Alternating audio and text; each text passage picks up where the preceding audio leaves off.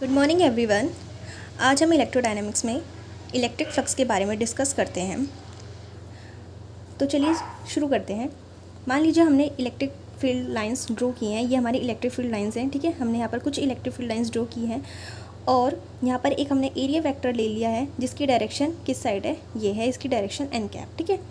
तो electric field और area vector के बीच में जो एंगल बन रहा है वो एंगल हमारा थीटा है।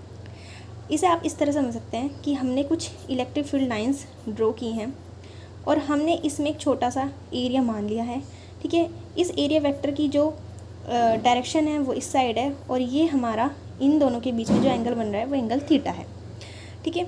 तो हमें इलेक्ट्रिक फ्लक्स क्या बताता है कि इस क्लोज्ड एरिया में से कितनी इलेक्ट्रिक फील्ड लाइंस नॉर्मली पास हो रही हैं, वो हमें इलेक्ट्रिक फ्लक्स बताता है।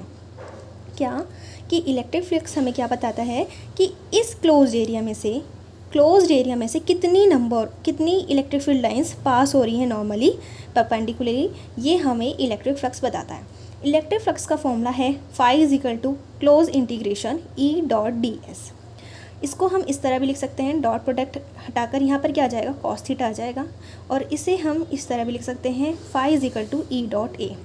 थीटा क्या है, एंगल है किसके बीच में, एरिया वेक्टर और इलेक्ट्रिक फील्ड के बीच में, ये क्या है, एंगल है। तो डेफिनेशन देखते हैं, the electric flux through a given area held inside an electric field is the measurement of the total number of electric lines of force passing normally through that area. वही बात कही है कि कितनी number of electric field lines pass हो रही है एक छोटे से एरिया में से, क्लोज्ड एरिया में से, बट नॉर्मली, ठीक है। It is a scalar quantity. कैसी क्वांटिटी है ये, स्केलर क्वांटिटी है, क्योंकि डॉट प्रोडक्ट हमें स्केलर क्वांटिटी देता है। तो इलेक्ट्रिक फ्लक्स कैसी क्वांटिटी है, स्केलर क्वांटिटी है। यूनिट क्या है इसकी, वोल्ट मीटर, और न्यूटन पर कूलम्ब मीटर स्क्वायर इसकी यूनिट है। अब इसके कुछ एग्जांपल्स देख लेते हैं।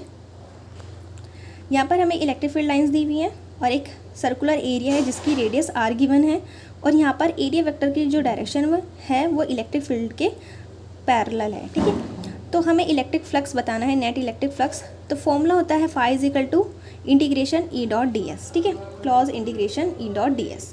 तो यहाँ पर हमारा डॉट 30 के क्या आ जाएगा, कॉस थीटा। अब यहाँ पर एंगल कितना है, 0, ठीक है। यहाँ पे थीटा कितना है, 0 है, क्योंकि ये इलेक्ट्रिक फील्ड और जो डायरेक्शन है एरिया वेक्टर की वो एक दूसरे के पैरेलल है, तो इसलिए यहाँ पर थीटा क्या है, 0। ई कांस्टेंट है वो हमने बाहर ले लिया है, इंटीग्रेशन डी एस। अब ये हमारी सर्कुलर कॉइल है या सर्कुलर डिस्क है, इसका एरिया क्या होगा, पाई आर स्क्वायर, ठीक है। तो हमारा pi are square E volt metre, ये हमारा इलेक्ट्रिक फ्लक्स निकल कर आ जाएगा।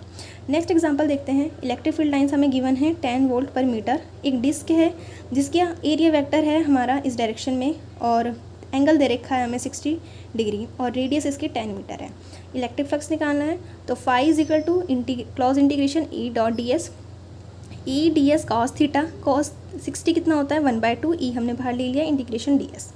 डी एस क्या है हमारा, पाई आर स्क्वायर, ठीक है, सर्कुलर कॉइल है, E/2 into pi are square, E/2 into pi. R की वैल्यू कितनी गिवन है हमें 10, और ई की वैल्यू भी हम डाल लेंगे, तो हमें कितना जाएगा, इलेक्ट्रिक फ्लक्स 500 पाई वोल्ट मीटर, ठीक है। आई होप आपको ये वीडियो समझ आई होगी। Thank you so much.